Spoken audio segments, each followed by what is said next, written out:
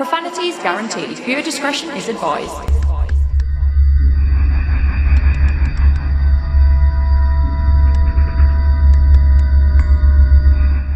I promise I was paying attention. Hi. I just ate some licorice. I'm obsessed with those fucking licorice things that you found them. Yeah. What are they called? Something flyers? High flyers? Sure, we'll go. No, those would be the sauces, wouldn't they? I don't know, but they're fucking lovely anyway. Yeah. I do love licorice. God bless B&M.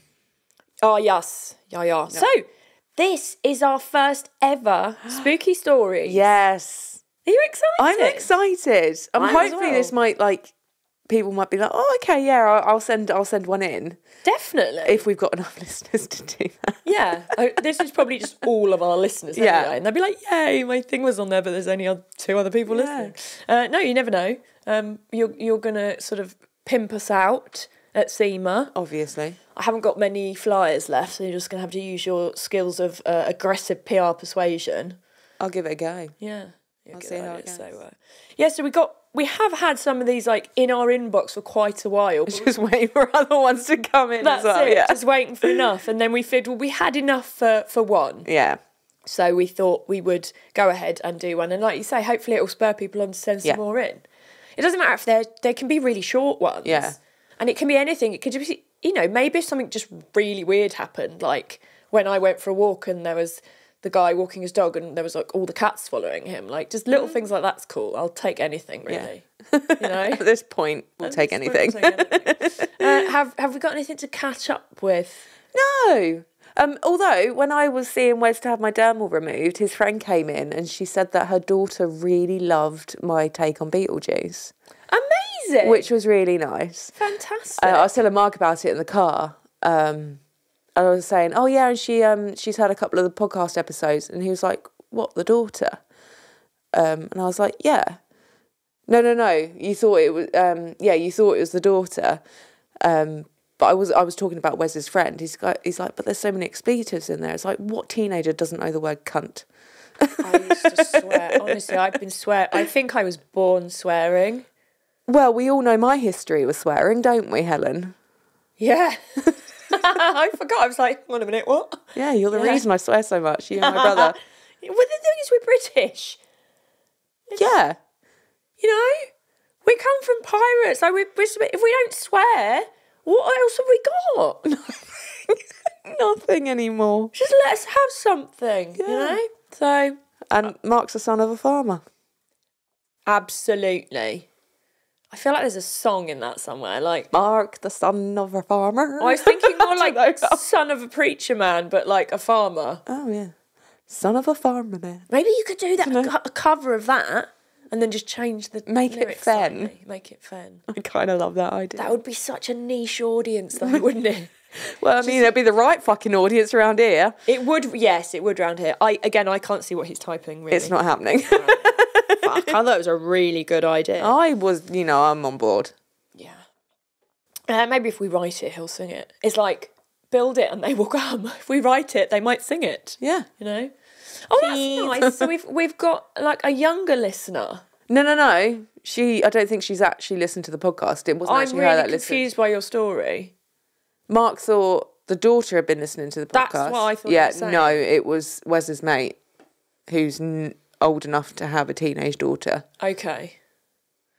Were you confused by that conversation? He was when I had it with him, and then I was like, no, I didn't mean the daughter had listened. It's just because I carried it on without explicitly saying. So two people have thought the same thing from that explanation. Yeah. So therefore, it's a me problem. I think that's the conclusion we've come to. Everything's a me problem. Well, ask my mum. No, I'm joking. Good Lord. Maybe. Let's not turn this into a family circle. I saw her the other day. She's really good, actually. Wasn't there a box of biscuits, like a biscuit assortment called Family Circle? Yeah, there still is. Fucking hell. I can eat 3 of those biscuits. Oh, what, because you're vegan? Yeah. Which 3 can you have? Bourbons. Are they vegan? Yes. Yes. I'm not gluten-free. The Nice. Okay. And the oaty one. Oh, okay. Yeah. They're all right, but... The reason I know that is because a funeral director came in to collect a deceased the other day, and they'd bought us a box of biscuits. And A box of Family Circle? yeah. And I was looking at them, was like, well, I know I can definitely have the bourbons. Let me see if I can have any of the others. So I did some research, because obviously no one's just going to think, oh, I wonder if one of them's a vegan. Yeah, no, exactly. So I tend to maybe miss out on treats. Although one funeral director bought Easter eggs for my colleagues, and he knew that I can have, and he goes, I was looking, I didn't understand a fucking word of anything that was being said on there, so here's a tenner. Oh, that's nice. Yeah. Yeah, Goose said they're no jammy Dodger. Yeah, we can have jammy Dodgers. You can't, because I've got soy in, and you used to be obsessed with them. No, and they've not got soy in. They're gluten, but because some gluten is not too bad. Yeah. I don't know what it is. Some shit just really just flares up my eczema, and for some reason, jammy Dodgers were like. And then Reg peed in the packet. And Reg peed in the packets. That was a sign, wasn't it? Yeah. Yeah. So. Maybe that's my problem. Maybe I should stop eating jammy Dodgers. I thought you were going to say maybe that's what I should start doing, peeing in the packets. Well, maybe, because then I won't fucking eat them. Yeah. Although, to be fair, I've been really good. I really thought you were going to say, to be fair, I would still eat them. See, we hear the same things from you, so... I am the problem. Yeah. It's okay. I'm a lovable problem, though. Of course you are. We love you. Someone has to. We do. We do. I mean... Started how it's going to go on, really, hasn't You it? finally realised it's... Oh, yeah, I finally realised it's me. Okay. Yeah, but I'm a product of my environment. Oh, that feels like that was a bit of a fucking backhanded thing. Do you then. want some aloe vera for that burn? Yeah. Yeah, it might be because I'm from Newmarket. Yeah, it probably fucking is. Fuck off. Right, so... Tangent. Shall we go into our spooky stories? I think so. I'm going to kick this off with an absolute fucking belter. Are you sure you don't want to end it with a fucking belter? No, because this is how I've written it. And I'm going first and you're going second because you didn't bring your iPad, did you? Yeah, Mark. So it's got to go in this order, woman. Okay. So this is from Jane Harris, who is from Help My House is Haunted. Love that. Absolutely love her. What people might not know about her is she's a massive petrol head. She loves cars. Her dad was a mechanic. Yeah. And yeah, we've sort of connected over Instagram a few times, and she just seems like such a lovely, lovely, lovely girl. And, Does she have a favourite car? well, I didn't ask her because this is spooky stories. So I she thought it didn't might say. have cropped up in conversation. No, I don't think so. Maybe if I was to meet her in person, it probably would. Yeah. If, you know, we're having a cuppa or something. But if you haven't watched Help My House is Haunted, it's absolutely fucking banging. It's really, really good. So they do a celebrity version, then they do a general population version. And it's honestly some of the best paranormal evidence I've ever seen. Mm-hmm. I just think it's absolutely fantastic. And I don't know what series they're on at the minute, but they're doing really, really well. So yeah, check that out. So Who was it that told what the me? fuck happened then? You can't just do that. Sorry. I may have had a heart attack. Fuck my life. You just reminded me of something. Go on then. One of the coroner's officers that I speak to a lot, she has had a meeting with Help My House is Haunted. Ah. Yeah. Okay. Yeah, she's seen a lot of shit Amazing. and stuff, and she's got she's quite sensitive. She's seen a lot of shit and stuff. What are you doing a degree in? Don't know anymore. I'm really sorry. I'm really on at you today, aren't I? I feel really bad. What the fuck is wrong with I you? can't call it off, Mark. I'm being ganged up on here. I feel very vulnerable. Sorry. What have I done to hurt you? You haven't done anything. I'm kicking you while you're down, as Mark said. Mark said it. We don't have to repeat it. Oh my god. So no, you She was just snorted, so I've just fucking dug myself in an embarrassment hole. So is she going to be on a show? Yeah, hopefully. That's so cool. Yeah, she's quite sensitive to things, and she was telling me a little bit about it the other day when I was on the phone to her. Yeah. Excellent. That could have been your random fact. But you fucked it now, because you've already said it. God, will you calm your tits? I'm sorry. Coobs is loving it, though. I don't know why. It's all the licorice. I'm not sure. You've had one bit. No, I haven't. I've had about 6 today. Anyway. That's it, just Billy Alley. Yay! Oh my God, I've made a breakthrough with Mark because he's just said we're now BFFs. That's never happened. You can both just go fuck yourselves, honestly. Pair of tits. That was a bit of a sassy move then, Dot. I love you. Yeah. Oh, that was a very Blomqvist facial expression there. Told you, I've got my nana's face. You do. Right, okay, I apologise. I don't need to say anything, my face will say it for me. Yeah. And as Cousin Steph said, if you want an honest opinion, don't ask Ali. True, yeah. No, if you don't want an honest opinion, don't ask Ali. That one. Yeah. To be fair, what you said first made sense to me anyway. So. No, because it would mean I'd be lying. No, but in my head it made sense because of the brain fog. Well, yeah, so I'm not the only one who's not making sense. Should I get on with this before everyone just tunes out? Oh, would that be my fault too? No, that would be mine because I've just gone off on a massive tangent. So lovely Jane Harris, she sent us this article that she actually wrote this for a magazine called Haunted Magazine. And why don't we subscribe to that? I'd never heard of it until she sent this. And I was like, oh, that sounds good. So this was in... I was going to say episode 16, volume 16 of the magazine, yeah. And it was actually a women in paranormal special, this whole issue of the magazine. Yeah. And her article was called Top Fear, Things That Go Honk in the Night, which is absolutely bang on for our podcast. It literally couldn't be more perfect. So this is verbatim from her article. She's given me permission to read it. So something most people don't know about me is that I'm a petrol head. My father is a mechanic, and one of my earliest memories was as a 4-year-old little girl with my head under a car bonnet with my dad. In all honesty, throughout my early childhood, there was more chance of me being in the driving seat of my parents' VW, Golf Mark 1, pretending to rally around a racetrack than there was of ever finding me playing with ponies or dolls. Not like you, she didn't go to Pony Club. Don't think she did, no. So that kind of love for the automobile runs through the blood like Castrol through a sump. By the tender age of 20, I had already owned 6 different cars, averaging a change every 6 months. The reason, I knew then that I loved cars, and after the initial buzz of a new set of wheels had worn off, I was eager to move on. So after cruising around in a Nova GTE... I've got to just pause and say that's a fucking cool car. Oh yes, my first car was a well-oiled dream machine. A Peugeot 106 Quicksilver, a Peugeot 306, a Vauxhall Corsa, a Vauxhall Tigra, and a Renault Megane Sport. There really was no accounting for taste at such a young age. It became something of a running joke with my family. However, I didn't just use these cars to get from A to B. I loved them and nurtured them like they were my children, each of them different but equally loved in their own special way. I dare say I was the only one in my female group of friends who religiously tuned in to watch Jeremy Clarkson, James May and Richard Hammond. But then I was unusual in so many other ways too.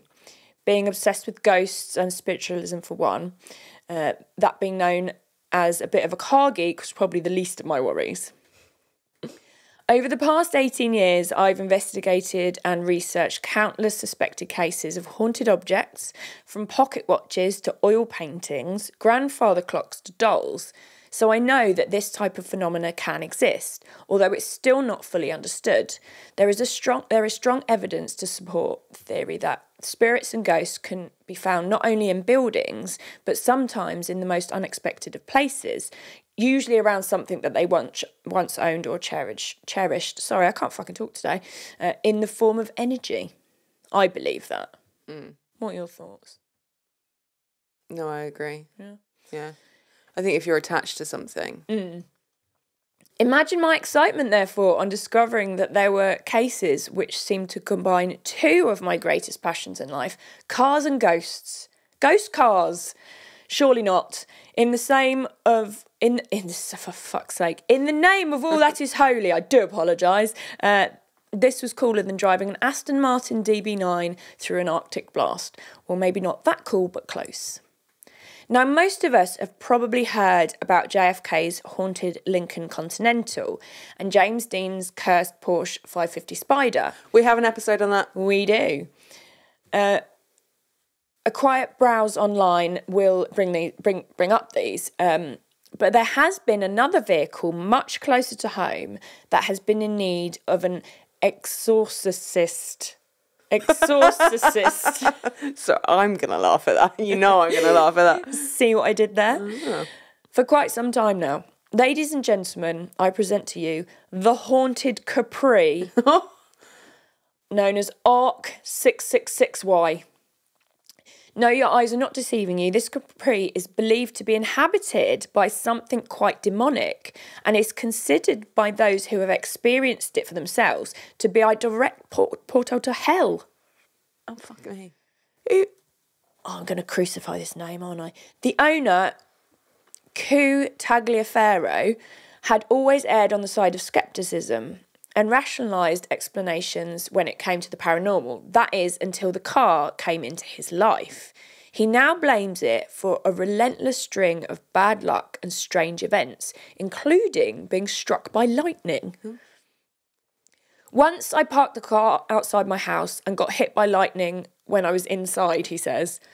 When I looked out at the car, it appeared to be glowing with a strange sort of mist around it. Oh. Could the lightning, I wonder, create that? I don't know. A glowing sizzle. Yeah, maybe. A glowing car surrounded by mist. Goodness me, this has Hammer Horror written all over it. Q has apparently also seen ghostly faces appearing in the rearview mirror. No. And says rust has been known to appear on the bodywork overnight. That's one of my fears, is looking in the rearview mirror and there's fucking something there or someone there. Yeah.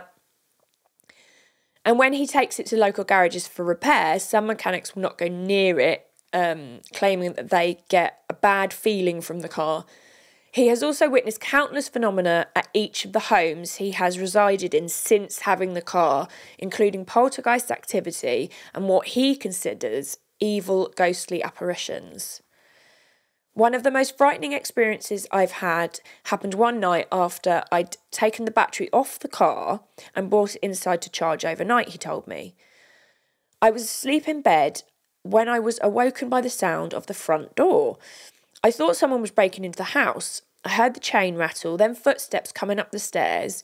They came into my bedroom, walked around my bed and stopped at the foot of the bed. Fuck off. I know, right? I suddenly felt this rage take over and I jumped up onto the bed and started shouting, asking what it wanted, but nothing happened. According to KJ, anyone who takes even a remote interest in the car seems to suffer bad luck, usually car-related. Paranormal historian Richard Felix was one such sufferer, with his own car suddenly breaking down 2 days after visiting the Capri. Was it a coincidence, or were dark forces to blame? You might think that all one needed to do, therefore, is to keep a safe distance from the bewitched vehicle, but it seems you don't have to even visit the car itself to be affected by the darkness that lurks within it, as KJ explains. Listen, I don't need any shit luck with my car. If listening to this story is going to give it, I cannot afford. No, it's fine. We've got good intentions. It won't affect us. I made some business cards out with the number plate ARK66Y on the front and started giving them out to people. One woman's pub flooded after having the cards, so she burnt them. And another friend had 2 of their 3 cars break down the same day as receiving the cards, so she gave them all back. People really do seem to be affected by something. I mean, that's a lot of stuff happening, isn't it? Yeah, like it's more than sort of just coincidence. Definitely. It seems. The Purple Capri seem to have a specific hatred for journalists. I wonder why. And most who have come into contact with either KJ or the car have had something horrible happen to them shortly after, including their house being burnt down. Fuck. One was even the victim of a grisly car accident. Oh, Jesus. This sounds a lot like Golden Eagle. It does, doesn't it? Yeah, it's like the I tell you what, British version. I just wouldn't fucking risk it. It's a bit scary. You might be, even if you're a skeptic, there's always going to be that part of you that's like, oh, what if? Oh, I love a Capri though. I do love a Capri. Many people believe that the car's registration plate is a clue to its ghastly true nature. Ark is believed to signify purity and goodness and is a reflection of Noah's Ark in the Bible. Somewhere safe, a sacred place. 666, on the other hand, is of course the mark of the beast, and so the car is believed to be a meeting place or a battleground for good versus evil. That's a really interesting Yeah, thought. that is a very cool theory. Yeah. And that makes sense to me because that's kind of the stuff I... But then wasn't the Believe it. original number of the beast 999? I don't know him. Was it? Not convinced? Well, the more you learn about this Ford Capri and the more you hear from people who are absolutely terrified by it, the more you will begin to wonder, could this really be Satan's set of wheels? If so, then surely some religious intervention would be the only way of helping. Reverend Lionel Fanthorpe, president of the Association for Scientific Study of Anomalous Phenomena, ASSAP, visited the car in 1998 as a part of an episode of the Fortean TV series to perform a blessing. What happened, according to KJ, was quite unexpected. Lionel came and I asked him to perform an exorcism on the car. I was stood with him, and as he sprinkled the holy water onto the car, it instantly started to boil as if the car was red hot, but it wasn't. So apparently it was the only time that had happened to Lionel, and he believed it was as if it was meeting with some resistance. On another occasion, Lionel was using holy water, and no matter how much he used, the bottle remained at the same level, as if, he told me, the forces of good were creating more and more. Reverend Fanthorpe is not the only person to attempt to rid the creepy car of its ungodly associations. Mr. Kevin Carleon, High Priest of British White Witches, known as Kev the Witch. Sorry. I wouldn't expect a witch to be called Kev. Right, Kev. I like that. Kev the Witch. So it gets better. So Kev the Witch performed an exorcism ceremony live on Channel 4's The Big Breakfast TV show in 1999. However, it seems that rather than help, it only served to increase the level of activity. Yeah, it's probably taking the piss out of him because his name's Kev the Witch. And the fact that they were like, listen, what are we doing on The Big Breakfast? With a hooded black figure subsequently making regular appearances inside and around the car. On The Big Breakfast? No, I think this was afterwards. Oh, okay. A friend of KJ's, a lady named Sue, apparently saw the cloaked figure exit the car quickly into a hedge when parked, and has since refused to go anywhere near the car. I don't blame her, actually. No. Up until a few years ago, it was possible to hire out the haunted Capri, and it was quite popular as, believe it or not, a quirky and quite sinister wedding car. I mean, that's something I think I would do. KJ told me that he even had one couple, part of an occult group, ask if they could borrow the car to use as part of a ritual in which they were going to attempt to conceive the child of Satan. Oh, for fuck me. Try explaining that to any passing police officers. Absolutely. The Capri has been in retirement from the open road for a number of years now after failing its last MOT. Owner KJ... Sorry. That's the reason it failed its MOT. Yeah. Owner KJ decided to let the car sleep for a while. The sinister figure has continued to be seen, however, and rumour has it that there are plans afoot to get this retro beauty in working condition again. But does KJ dare? Would you drive the haunted Capri? So you can actually find out more about this car by visiting Kevin's website, and it's www.arc666y.com. So would you drive that haunted Capri, Alison? Yeah. Or I'd be driven in it. Okay. Chauffeured. Okay. I really would like to have a haunted car. Yeah. In the future. I really would like to have a haunted car. I mean, that'd be sick, wouldn't it? I mean, I absolutely love Capris. So I'd like to drive it because it's a Capri. But I do like the fact that, it's not just a couple of stories, it's quite a few. Yeah. So I thought that was a really excellent contribution from Jane there.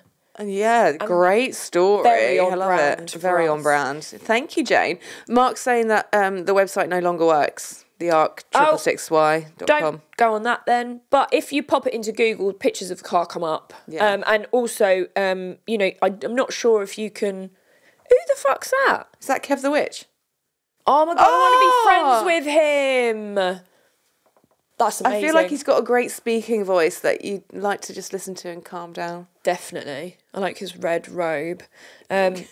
But yeah, you can maybe have a look up Haunted Magazine. Oh It's no, he's got a broomstick. It's issue 16, so you might be able to get it on back order. But that sounds like a great magazine. The fact it's just called Haunted Magazine. I think we makes should me get read it, definitely. Absolutely. Oh, Jane, thank you so much for sending that in. Oh, that was so good. Sorry that I screwed it up by reading like. I mean, we can barely read our own notes, so reading someone else's story is just going to be fucked. That's the thing. I do find it really hard reading the way someone else has written something. Yeah. Yeah, but yeah, I thought that was. So what did you say? 616 was the original number of the beast. Why did it change? I thought it was 9. Who changed it? There Who is a went- whole history of Tell it, you but what. I can't remember. There's lots of things to do with like sort of numbers. Yeah. The Bible. Okay, interesting. Okay. Yeah. Well, that's very interesting. So you'd be driven in it. I think so. I would drive it. Goobs, would you drive it? Yeah. I would, Okay. yeah. So He's would- very sceptical though. okay. Yeah. I would drive it because I love Caprice. So Yeah. you know, whether it's haunted or not, I drive. I do love Caprice. So and the fact it's purple is very cool as well. I like a purple car. So I love the fact it was hired out as a kooky wedding car. I mean, that is pretty cool. That is very, very I wonder if that's cool. something I'd do. If we had one. That's a fucking business idea. We can collect isn't haunted it? cars and just rent them out and just have a massive waiver going, listen, if anything happens to you, you've got to sign this, mate, because Yeah. it's nothing to do with me. Absolutely. Like, you know. Broke down, sorry, haunted. Can you imagine how many people would love that? Loads. Yeah. Yeah, I reckon. Fucking I'm seeing pound signs in my eyes right now. Yeah. We just need somewhere to put all the cars. Oh, and some money to buy them as well. Oh, we've got a farm. Maybe if anybody would like to donate a haunted car, that would be fine. I think you're asking a bit much there with the donation. Am I? Someone might be terrified of it and be like, I want to get this thing out of my life. And I'll be like, I'll take it. I will embrace the car. I mean, yeah. That would Is work. that, people take things to Zach Bagan's Haunted Museum and they're like, I can't cope with this haunted doll. It's killing everybody. Take it. I don't want to give it away because someone else might get hurt. So he takes Do you know what? it. I feel like we would probably need to get some sort of... Building with salt round it. Yeah, and become ordained or something. Yeah. But we'll have a building with salt round it so it nothing can get We've got out. wind. Uh, And animals. bury things in four corners. I'll figure out what we need to bury. Okay. Coins normally. Yeah. So I'll figure out. Great big crucifix over the door. Oh, Yeah. what, like the fucking basement that we're going to, or we've been to by this point? Yes, absolutely. I see into the future and you were scared.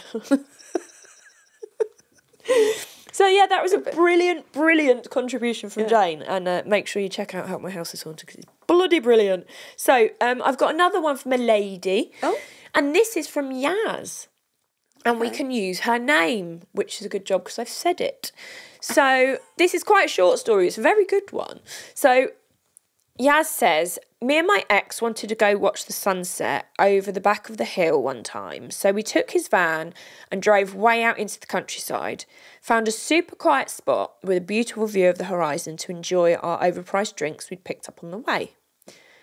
Behind us was this broken stop sign and a very dilapidated wooden fence, but it was pretty. No one in sight, just a few deer in the distance. Oh, that sounds lovely, actually. Doesn't it? Yeah.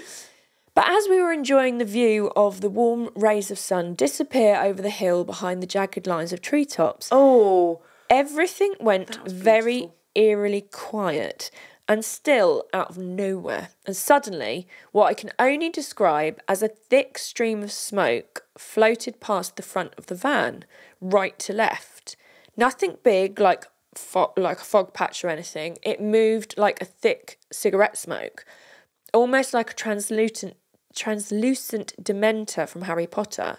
slowly, like a snake. And as it did, I heard a voice, which was a weird, like, medium of, like, screaming and whispering at the same time, say, leave. The hairs on my body stuck up immediately, and I audibly gasped and looked at my partner at the time, who had clearly heard and seen it too, as he was pale as snow. You heard that right, he said. I leapt out of the van to check if anyone was around, but it was just Why'd us. you get out the van? It was just us and the transit, and no one else in sight. Never gone back to that spot, and if it stuck to the transit, the poor van died shortly after.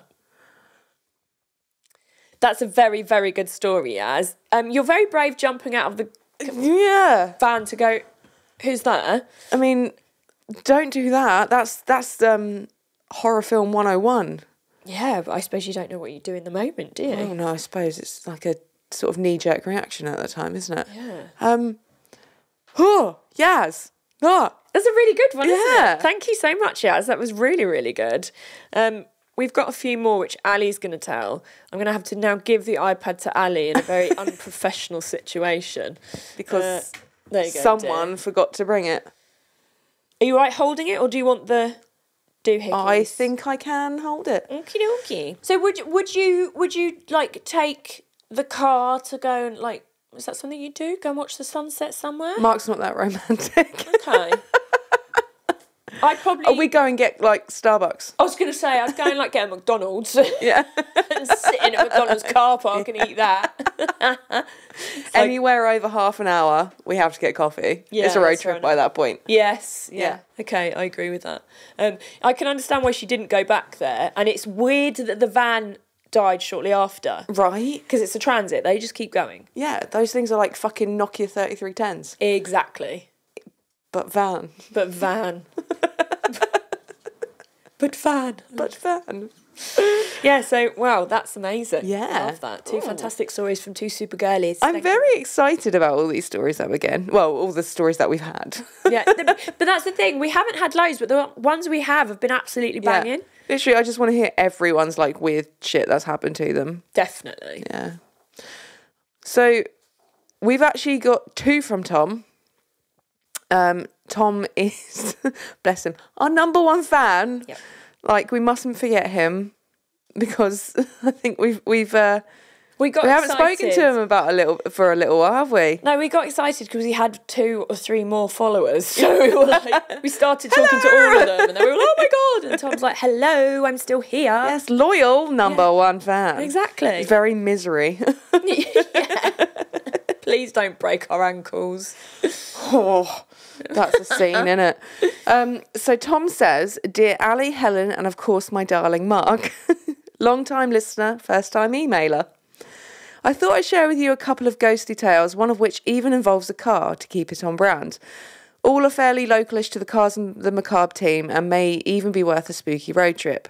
They both involve old RAF... It's fine, babe. I was literally like tripping over everything a minute ago. They both involve old RAF bases, which there are plenty of around here. That's true. There is, yeah. There are, rather. The reason why he calls Mark his darling Mark is that he used to be Mark's boss. I keep forgetting that. Yeah. So they have a very close relationship. I've got a video on my phone of Mark cuddling up to Tom and Tom is stroking his head. Aww. That's love. So, Little Walden Airfield is just outside Saffron Walden in Essex, not far from the Cambridgeshire border and not far from Park Lane Studios, where Cars of the Macabre is recorded, although it's now not. Yeah, but for Thank you. purposes I think this has been sitting in the inbox a little while, innit? Bless him, yeah. He's been patient. I was first told this story by my best mate Nick, aka Fat Jesus. Sake. I want to meet Fat Jesus. I just want a friend whose nickname is Fat Jesus. Yeah, that's incredible. Oh my God. The story is of a ghostly airman that walks the road alongside where the airfield once stood. The figure of an airman can be seen walking alongside the road in full US Air Force uniform early in the mornings. The story I was told was of a young woman driving this road early one morning on her way to work, when she passed the airman walking alongside the road, dressed in his military cap and sunglasses, and he appeared to have no face. When she looked back into a mirror to take a second look at the figure she had passed, he was sat in the back of her car. Fuck no. Fucking no bueno, no. I'd jump out the window. Taxi! Yeah, fuck that. No. Makes me feel a bit sick, actually.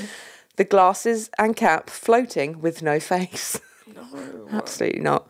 The ghost is supposed to be that of an American airman who landed his damaged P-51 Mustang at the airfield in 1943, but on landing flipped the plane, nose first, which resulted in the pilot being decapitated. Aww. I guess hence the no face. Aww. And so that's the first story. That's a very good story, and the thought of, like you said, looking in the rearview mirror and someone being in the back of you. This is why I drive a sports car. There's no seats in the back. That can't happen. Well, you can still have a floating face. Could have a floating face. I won't be able to see it because my back window is just like fucking like plastic because it's a soft top. So I'd be like, I don't know. Basically, I'd be all right. To be fair, I'd be all right because my windscreens and stuff are so fucking dirty. Yes. It's not something to be proud I'd be like, of, it's just a smudge. Yeah, it's just a smudge on your glasses because your glasses are just as bad. It's not a ghost, it's a smudge. God, I'm a fucking hoon, aren't I, really? I'm disgusting. When I was seeing Wes earlier, I was telling him about my braces. He's like, oh, has it got like a back on it? It's like, oh, I'll show you. And as I pulled it out, there's a string of troll. It's like, you're so fucking classy. I'm like, oh, I hate myself. No, it's okay. Couldn't happen. It couldn't happen. I couldn't help it. Are you having a breakdown? I'm having something. So Tom's second story, Okay. moving swiftly on, is one that he was actually witness to. As Ali and Mark know, I'm not a believer, but also a bit of a wuss when it comes to the supernatural, and I never watch horrors. Helen often talks about the many ghosts of Norfolk. I used to work on a site that was previously RAF Bircham Newton in northwest Norfolk.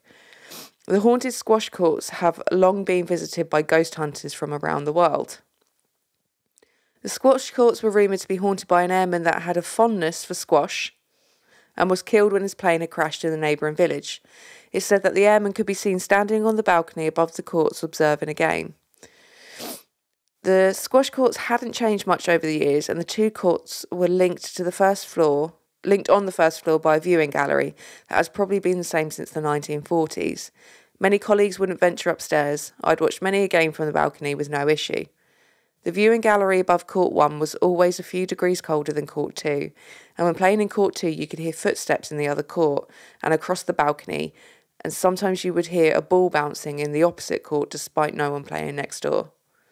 Oh my God, that's that, like when you see in horror films and like there's obviously some sort of ghost child and they roll a ball. Yeah, like in fucking Colin's video. Oh, yes. Yeah, yes. Bearded Explorer. Like, yeah. Oh, fuck yeah, so scary. As Mark knows, I love a game of squash. So does Gilbert. Do you still play squash? With his gouty toe. Oh, it's all right, mate.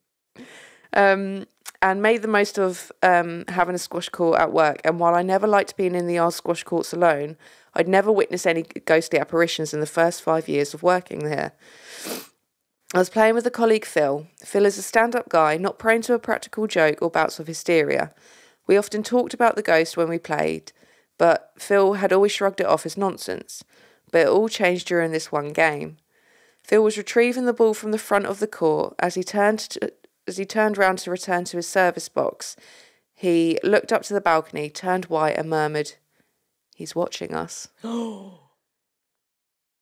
sporty, spooky ghost.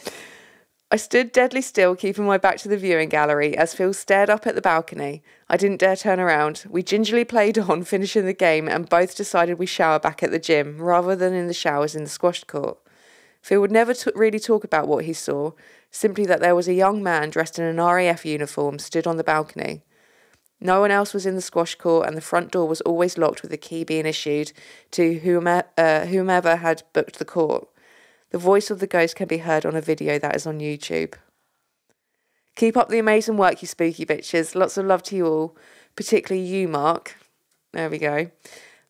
Oh, big scruffles to Eddie, Molly and Reg. I know, I kept that in there. Yeah. 'Cause at the time, yeah.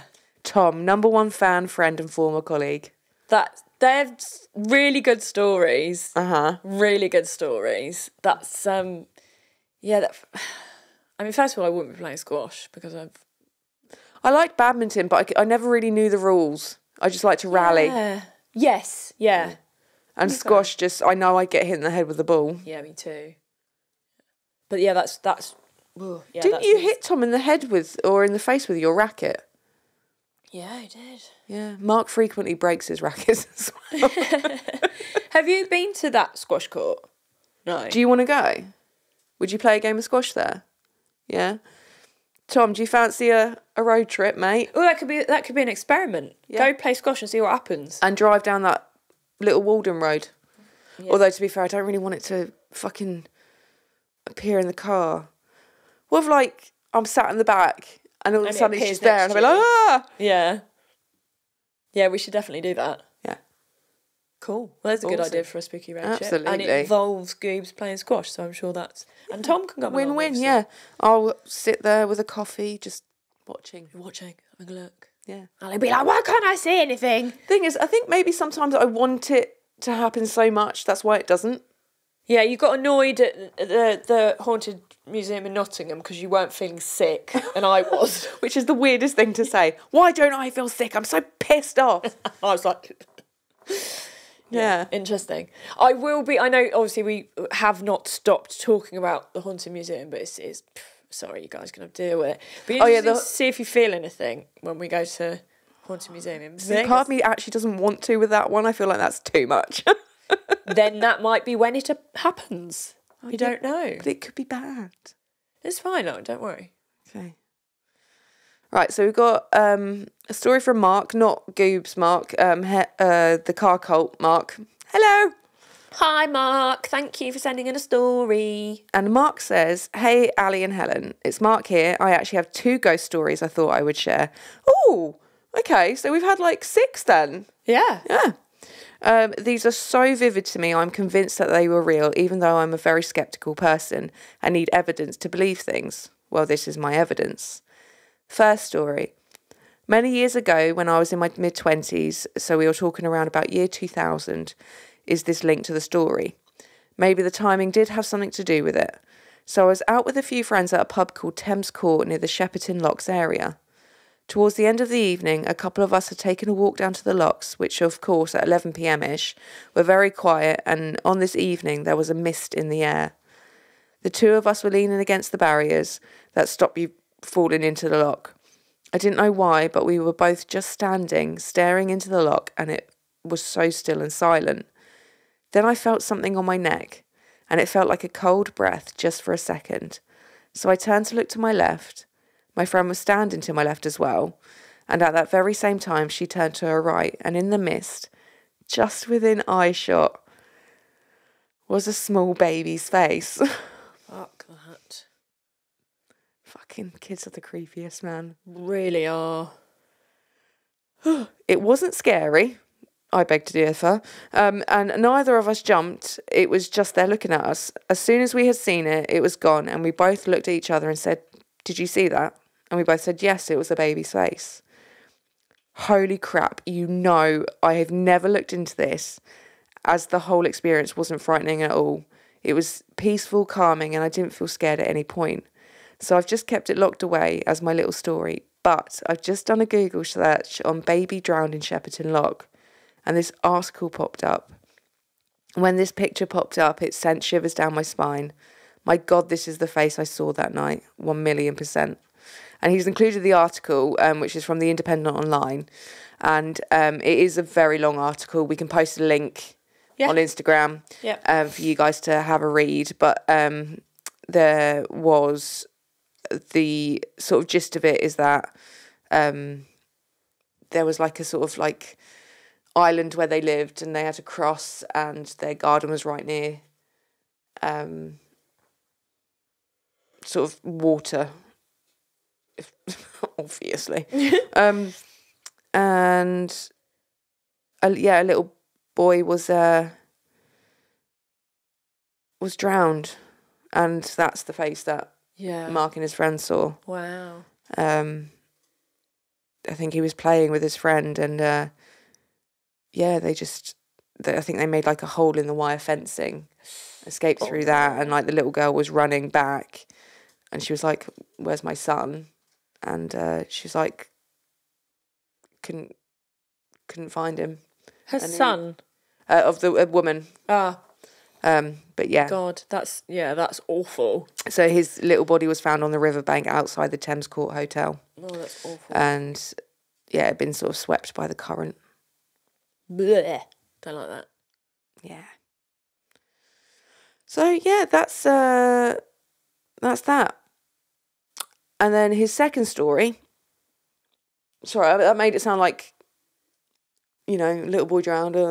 Yeah, that's not what I meant. That's well. What do you say about it? It's just really. Yeah. Yeah, like he said, he wasn't scared when he saw it, and then he's obviously looked at it later and gone, "Oh my goodness, this is actually connected." Yeah. Yeah. And the article is really interesting to read. I've read the whole thing, and we will post a link. But I mean, I just find children creepy, so I don't know if I would. I suppose. Well, they manipulate the atmosphere, don't they? I suppose, like ghosts. Yeah, and I don't know. I've just watched so many paranormal things where either children cause the fucking poltergeist activity or they attract it, or demons are appearing as children to try and trick you. Yeah. Obviously, that wouldn't work for us because we're not that way inclined. We're not really... Stop misbehaving. Yeah, I've never wanted children, so I don't my babies. Mm-hmm. So, yeah, we wouldn't be fooled by that. We'd be like, yeah, whatever. It's still creepy. Yeah.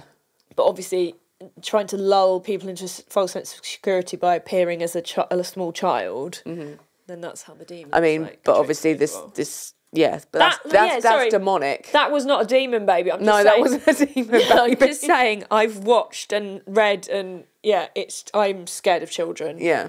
Like, instantly, I wouldn't think, No, I'd be like, oh my God, it's a fucking demon. Yeah. That's the first thing I would think. But that's not a baby demon. No. That's not what I'm saying. I'm just saying that's where my brain goes. Yeah. Because it's a really sad story. Really sad. And especially, obviously, Mark said that is the face that I saw. And of the that fact little they boy. both saw it as well. Yeah. Not just one of them, they both saw it. Yeah. Which is just, wow. So his second story was when he must have been about 10, so the mid-80s. I had a deep windowsill in my bedroom, and I used to sit on the windowsill inside the curtain looking out of the window at night. It was always peaceful and quiet, and I could see the M4 motorway in the distance, so I could see cars driving past. This was when the Chelsea Cruise was a big thing, and I used to hear cars racing up and down the M4 by Heathrow. What's the Chelsea Cruise? Goose. Can you Google see what that is? Because I've heard of it, but I don't exactly know what it is. It's sort of like a car meet that was going for I'm guessing they a all long, sort long of drive time. in convoy or something. Monthly car event that takes place on the last Saturday of the month from May to October in London. Yeah. Oh, okay. A car meet, basically. It's been going for years. So this night, I have no idea what time it was, but it was dark. It was a dark, clear night. All the stars were out and it was really quiet. I looked at the house across the road from me, and in the window was one of the bikers that lived there. He was in silhouette, but he was a big guy with long dark hair, and he always put one hand up to say hi, then did a thumbs up before he turned and walked into the room and was gone. Thinking nothing of it, I went to bed. It must have been Saturday night, as I remember being woken early Sunday morning with loads of bikes arriving at the house. There were hundreds, well, probably 10 or 20, but felt like hundreds. They were all going in and out of the house. My dad also rode a Harley at the time, and he was out the front with the bike getting ready to go for a ride. And one of the bikers from across the road came over and said, "Hey Bob, biker man," I never really knew his name, was killed last night on his bike. He'd been out for the night in Scotland and was riding home when a car came round a bend and there was a head-on crash. It was during the early hours of the morning last night. Oh my gosh. My dad came in and said, "Have you seen all the bikes across the road?" And before he could say anything else, I said, "Yeah, I saw the main biker man, Dad. He was in the window in the night and waved at me." My dad went white and said, "What? Say that again." I I said, yeah, Dad, you know, the big biker man across the road, the leader of them. I was looking out the window because I couldn't sleep and I saw him. He waved at me and then walked back into the room and then I couldn't see him anymore. My dad didn't say anything, he just walked away. It must have been years later when my dad got ill and I told him the story and he said, yeah, I remember that. He then went on to say that he mentioned my story to one of the other bikers across the road and he went white and said, you know what? Bike man really liked Mark. He used to stop and talk to him every time he saw him and Mark always asked about the bikes. Oh. So that first story really freaked him and he never had looked into it until sort of the day that he sent this in. Yeah. And he tells us to have fun. Ah, thanks, Mark. They're really good stories. Yeah. I like... excuse me. He's a nice ghost. Yeah, I love the fact that the biker guy just came to say hi one more time. That breaks my heart a little bit. That is, yeah, that's really, really sad. Yeah, that is really, really sad. But that's such a good story. Yeah. And I love how he's like, yeah, he was like, just waved at me last night in the window. You know, the usual. Oh. Huh? That's the thing, it's, you know, if you saw a silhouette and it was waving, that'd be all right. If it was just there, not doing anything, it'd be more scary. Fucking red glowing eyes. Yeah, you know, it's fine. Oh, okay. Yeah, that's so good. Oh, they're such good stories. Oh, I really want to do more of these episodes. Definitely. I mean, I want to hear more. They, what? That's his get in the bin. Oh, fuck it, sorry, I've been distracted by Goose typing. There you go, you can have that one back now. We definitely want more spooky stories, and they don't have to be car related because us talking about them makes them car related. So anything you've got that is even if it's weird, spooky or weird, anything like that. Because there's cases that I want to talk about that don't involve cars. They must do somewhere along the line. Not on the 18 fucking hundreds. Cart. Pre-car. Cart. How do you spell cart? C-A-R. Yeah. Well, I mean, to be fair, there's so many cases that are car Yeah, I related. know, yeah. And maybe you can always do like a bonus episode that's like that's an older one. Yeah. Maybe we'll put like a voting thing on Instagram for like who wants a bonus episode one week when we've actually got I'm not doing any bonus episodes. No. If you want to do it, you can. that's if something like really like, oh, I want to get that one out there. Yeah, maybe. Yeah. I don't know. Thank you so much for sending in your stories. Yeah. I loved that. I definitely want more. Yeah. Want more. Really, really good. So, I think we've got a road trip to plan, really, haven't we? We've got several, really. But yeah, thank you. So Tom, Mark, Yaz and Jane. Fantastic stories. Really, really good spooky stories. And for being the first ones to get your spooky stories read out on the podcast. To the 3 people that listen. 4, well, yeah. No, we've got more than 3 people. Thank you very much. We appreciate everyone who does listen. Yes. So have you got a get in the bin this Can week? you come back to me again? Sorry, I'm being really shy at this. No, that's all right. I haven't really thought of anything. So I'm going to read Goob's. His get in the bin is me, my recent pronunciation, gosh, I can't even say, of security. And apparently I said security. Yeah, that sounds about right. And what's my get in the bin? The fact I can't talk. Yeah. They are.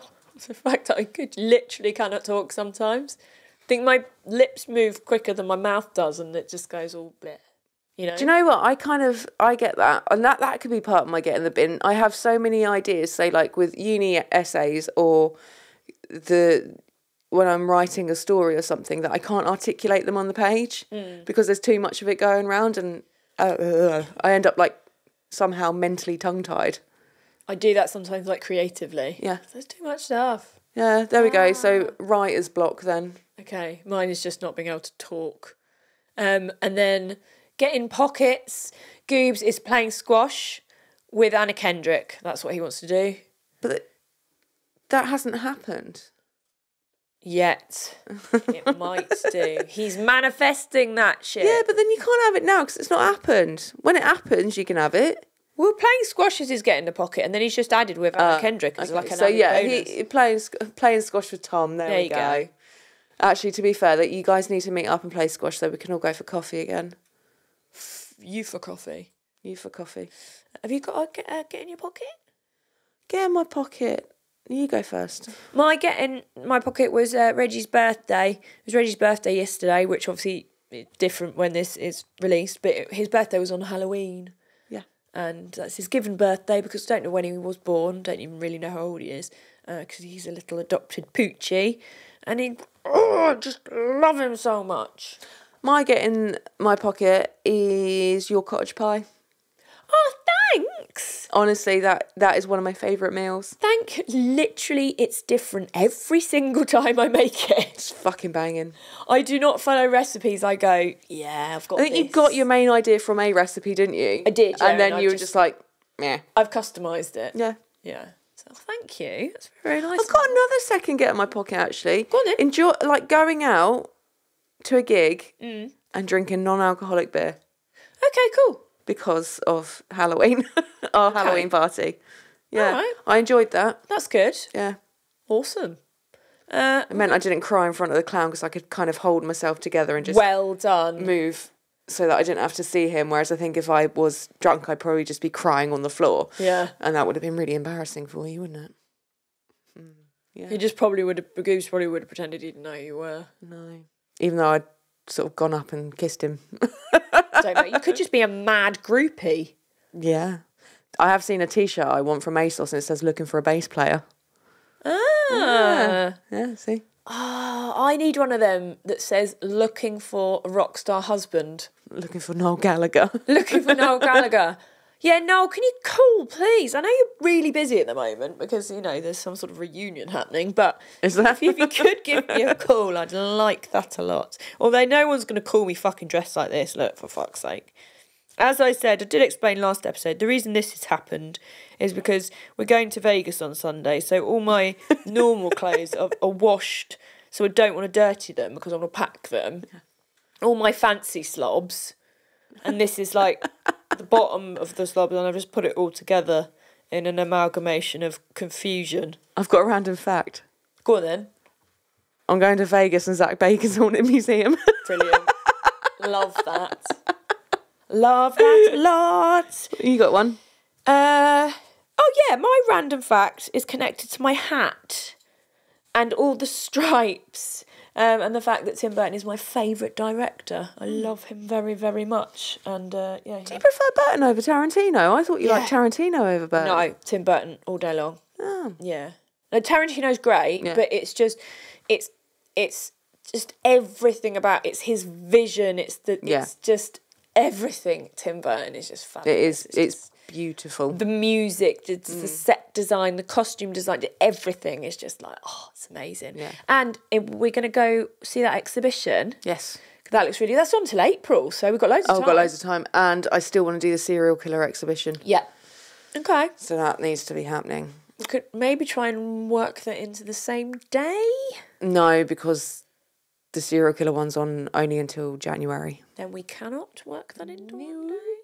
Okay, but yeah, the Tim Burton one, because it's on till maybe we could go for my birthday because it's near Yeah. April, maybe. Anyway, yeah, so yeah, Cool. Tim Burton, which is, I do love black and white stripes, and that's why they're fucking everywhere. So, Goob's random fact is that he's returned to Casa the Macabre for an undisclosed settlement. And also, he is not gouty. I did think that remark had gone unanswered. And I was like, I'm sure he would have said something about that, but he fucking saved it. So he's been having more problems with his. He's been diagnosed as arthritic by. has he like given you permission to talk about this on the podcast? It's fine. Okay, good. No, it's absolutely fine. It's only his feet.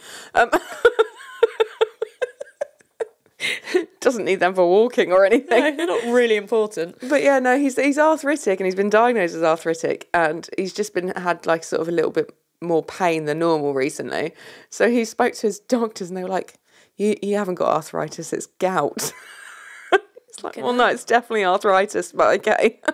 I thought gout was quite an old-fashioned...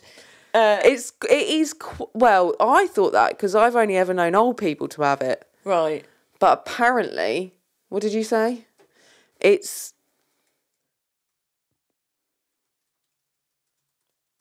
both old people. I thought drunk people got it. Oh, they do as well. Yeah. Yeah. But it's more common In drunk people. in younger than arthritis is. Oh, okay. Yeah. Oh, right. I see. Okay, so I kind of see where they're coming from.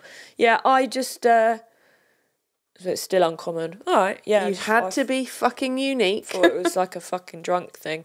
I remember when... But he's adamant it's not gout. Well, it's not gout. He said Not just gout. to set the record straight, Goob says he does not have gout. Yes. Okay. So when it hasn't happened for a long time, because to be fair, when I drink, I don't drink a lot. I have a fucking limit and I have to stick to it, because otherwise the hangovers last for a week and I can't get any fucking work done. So I have a limit, which means I haven't had like the weird after effects. What I used to have is extremely achy, heavy legs the next day.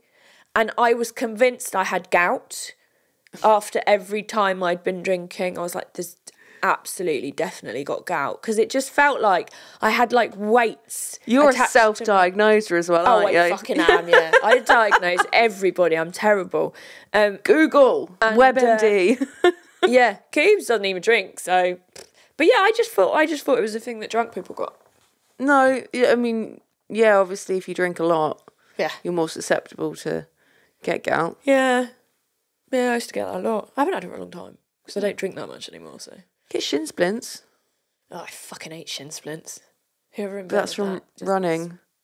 punching. Or walking really fast. Which I did. Mum, when I would walk into town with her, she'd be like, Ali, slow down, I can't. I'm like, this is my normal speed. Fucking shin splint o'clock. But I was also one of those ones, because you would... And when you, like, sort of walked alongside someone else who was walking fast, but you're kind of about to overtake them, but you're kind of hovering. So you had to speed up even more and try and hold your breath when you're going past them, because it's like so quick just to overtake them, so you're not weird walking together. Have you ever done that? Okay. Oh, well, I haven't. It's not a random thing. Okay. You two are just random, maybe. But no, I am a very quick walker. I used to be, and then I stopped giving a fuck, and I can't be asked to walk fast anymore. I don't know how not to walk fast. Well, the thing is, my dogs, they both are sniffers. Then their walks are sniffs, so it's very leisurely. So I've just reduced my walk to their pace. Well, they've Reggie's also got pace. very little legs, Oh, they've got such little legs. so they can't walk fast. Well, Molly used to run very fast when she was chasing a pheasant or something. Well, yeah, but she wasn't constantly chasing a pheasant. No. Yeah, so I've just slowed my pace so that it matches my attitude. I don't know. Right, okay. That went a bit weird at the end, didn't it? That's fine. So if you have got any spooky stories, please send them to us. Yes, And we want more. we do. We've got an email, and if you could just let us know if we could use your name. And Oh, I read the ones from Tom and Mark, and I guess it was okay. no, I checked with them. It's fine. Oh, okay, good. Yeah, because I was the one who emailed them. Okay, cool. Otherwise, I wouldn't have put them for you to read. I would have got rid of their name and put. Oh, yeah, that's a really good point. Yeah. Thanks. You're welcome. So our email is gmail at... No. Gmail at carsonthemacabre.com. Carsonthemacabre at gmail.com. Yeah. Awesome. To be fair, it's like gone 11 now, isn't it? At night. Yeah, it's been a busy week for everybody. And then all the other links for anything, like social media, where to listen to us, where to watch us, is linktree.com/Cars of the Macabre. Yeah, we have got a TikTok account. We're not good at it. It's because I'm in charge and I've got so much to fucking do. But we're going to get some videos in Vegas. I don't know how spooky they'll be, because you can't film inside the museum or take photos. Yeah. So, but we'll see. Yeah, so hit us up. Thank you to Mark, The Goobs. the Goobs, who is from Park Lane Studios, and he takes care of all the video, every bit of sound, not the content. That's not his fault. That is all on us. Sorry about it. That's okay. Although the content today was brought from our listeners. Actually, no, the content today was very good. Because it wasn't our content. But the bits we filled in... Shite, mate. Yeah, that's right, mate. Okay, so yeah, thank you so much for listening. And make sure when you listen to us, if you can like, subscribe, download, so we tell your friends. Get some points, which might mean prizes, and we can then do more episodes and stuff like that. Yeah. And hit us up on the gram. Still makes me laugh. Well, Instagram. that's all I've got now. I've got to go to bed. So until it's 20 to midnight. It really is. Yeah. Until next time, stay spooky, bitches.